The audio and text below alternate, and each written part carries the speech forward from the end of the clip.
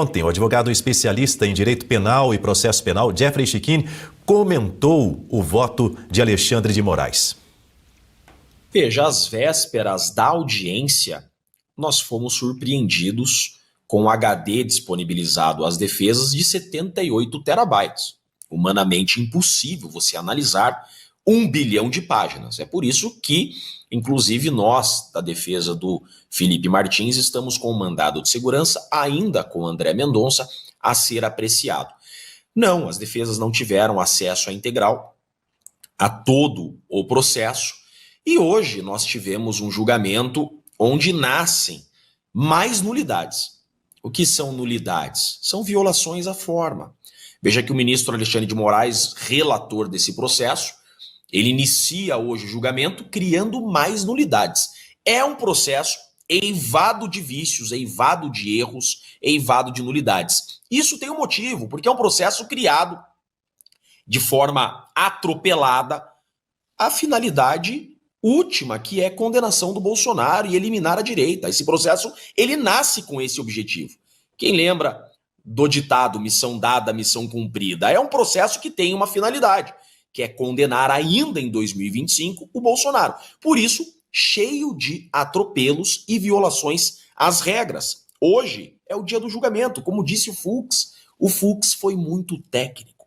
O Fux que não pesa nem para a acusação, nem para a defesa, não está de forma alguma favorecendo a defesa do Bolsonaro e dos acusados, tampouco está se inclinando à forma de condução do Alexandre de Moraes. Ele disse, né, veja, hoje a imprensa repercutiu, o Fux interveio e disse: eu vou analisar as preliminares. Por óbvio, um julgamento ele se inicia dessa forma. Primeiro você analisa as preliminares colocadas tanto pela acusação como pela defesa. O que são as preliminares? São questões de nulidade, são questões de violações à forma. Veja que, encerrada a instrução com os interrogatórios, as partes tiveram alegações finais escritas.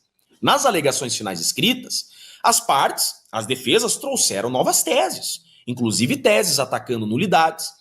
Vieram as alegações finais orais e agora é o julgamento. O ministro Alexandre de Moraes, ele pulou a etapa no julgamento hoje de discutir as nulidades, criando aqui mais uma nulidade para entrar para os anais desse processo.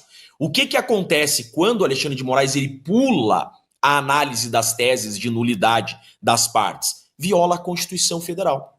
Artigo 93, inciso 9, que diz que o juiz tem que atacar todos os pontos. E isso ele não o fez. Por isso que o Fux, ele interveio daquela forma. Mas que provas foram mostradas? Eu vi inúmeras contradições da decisão do ministro Alexandre de Moraes em relação, inclusive, à delação do Mauro Cid. Vejam a incongruência. Ora, o que o Mauro Cid diz é utilizado, ora, o que o Mauro Cid diz não é utilizado. O que se utiliza das falas do Mauro Cid? Só quando suas falas são contra os acusados. Quando o Mauro Cid diz algo que convém à condenação, aí eles utilizam.